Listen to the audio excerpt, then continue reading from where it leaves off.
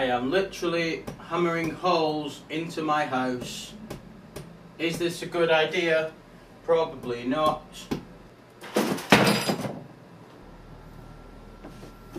Ta-da!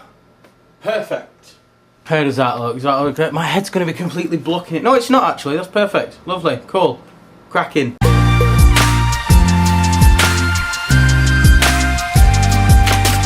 Just going to go ahead and apologise real quick for the fact that I look an absolute mess. But it is, once again, still so many degrees right here.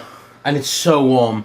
So ignore the face. I've said that before. So TanaCon happened. What's going on, everyone? How's it going? Welcome back to the channel. I am some guy called Jack and I will fix that lighting. Is that better? Do I look even shinier now? Because that's just perfect. What's going on, everyone? Welcome back to the channel. I am some guy called Jack and holy hell, what a week it's been for Tana Mojo. For anyone who doesn't know, Tana Mojo is a YouTuber who threw a convention called TanaCon with one goal. Fuck VidCon! Fuck Laura Chernikov! Fuck their current CEO! Fuck anyone who created VidCon! It didn't go well. That's putting it lightly. TanaCon was an absolute disaster.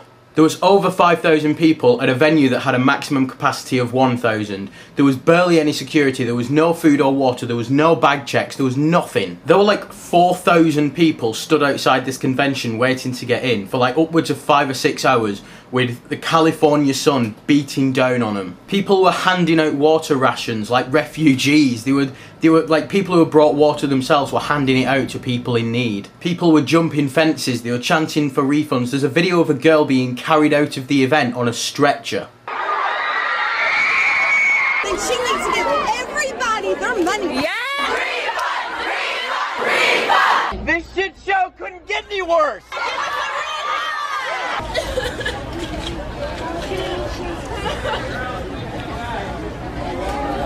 It ended with the whole thing being cancelled and everyone went home, both literally and metaphorically burnt. But then comes the question of whose fault it was that everything went so wrong.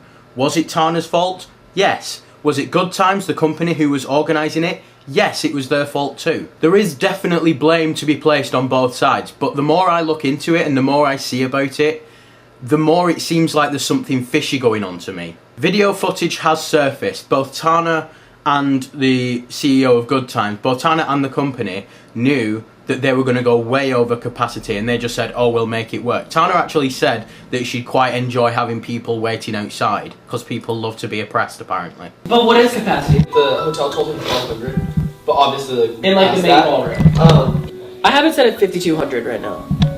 I love that for us. It would be really, really cool too to have people like outside waiting to get in. Like people love to be oppressed outside. Yeah. They're just like, I waited in the rain. Like they love that. But looking at how Tana has reacted to this whole thing after the fact and the way she's looking back on it, she seems genuinely upset and genuinely apologetic about it. She wants to make it right. The way I see it, she definitely does have to take some of the blame, but her biggest mistake, her biggest crime here is rushing into something head first.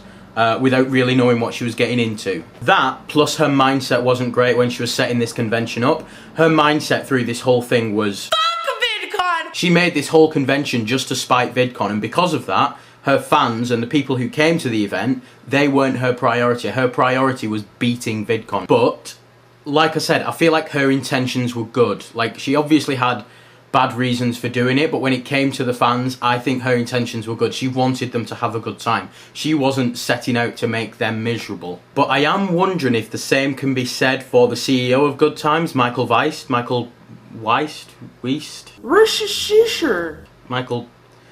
I'm wondering if the same can't be said for Michael Weist, the CEO of Good Times. Buckle in, kids, it's conspiracy time. From here on out, all of this is just speculation, so I'm definitely interested to hear what you guys think about it all in the comments down below, because it has been a pretty divisive issue. Some people blaming Tana and some people blaming the company. This is just what I think of it, so it'll be interesting to know what everyone else thinks down in the comments, so definitely let me know that. So, Michael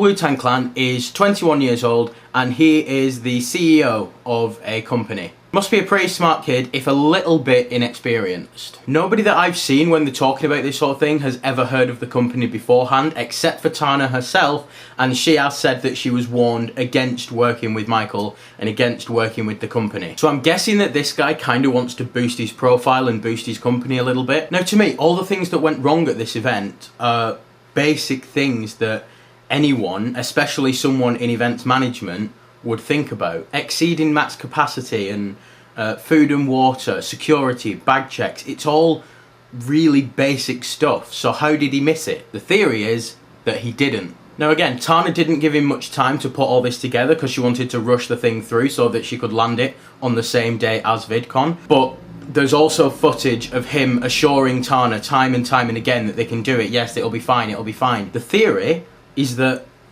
what if he knew that it was going to go wrong?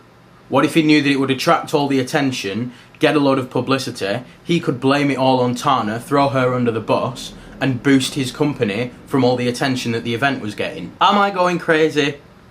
Possibly, but hear me out. Michael Wishlist was also filming a documentary about the whole thing. He wanted to film the planning, the execution, and then, of course, eventually he filmed the downfall as well. He also told Tana and a number of other creators who were going that any footage that they recorded would belong to him and the company for the documentary. That would make it super easy for them to sort of edit out anything that incriminates the company and make it in a way that just sort of puts all the blame on Tana and letting them get off scot-free with all this new attention to the company. Plus, that's not to mention that a disastrous event would make for a lot more engaging film than one that just ran perfectly smoothly, and it'd make it a lot easier for him to inevitably sell it to Netflix or Amazon or anyone who he's going to sell it to. The next thing that has me a little bit confused is the lack of security. It absolutely baffles me. There was no bag checks, there was barely enough security guards to sort of control the crowd. I mean, what's going on there? I don't mean to get too political and too I don't want to trigger anyone or offend anyone here,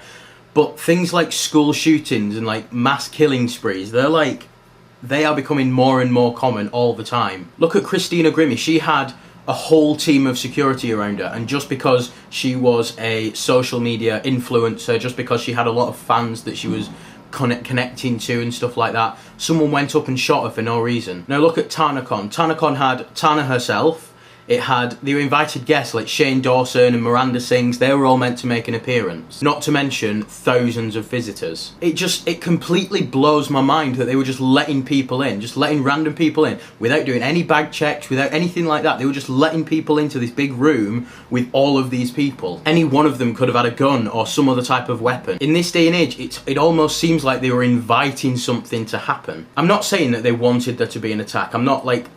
I think even that's a bit twisted even for a conspiracy theory. But if something were to happen, that documentary would sell for so much more, because an inside look on what was going on. So while they didn't necessarily want something to happen, maybe they didn't take all the precautions to stop it from happening, and it's just really lucky that no one got hurt. So that's my opinion on the whole thing. There's definitely blame on both sides.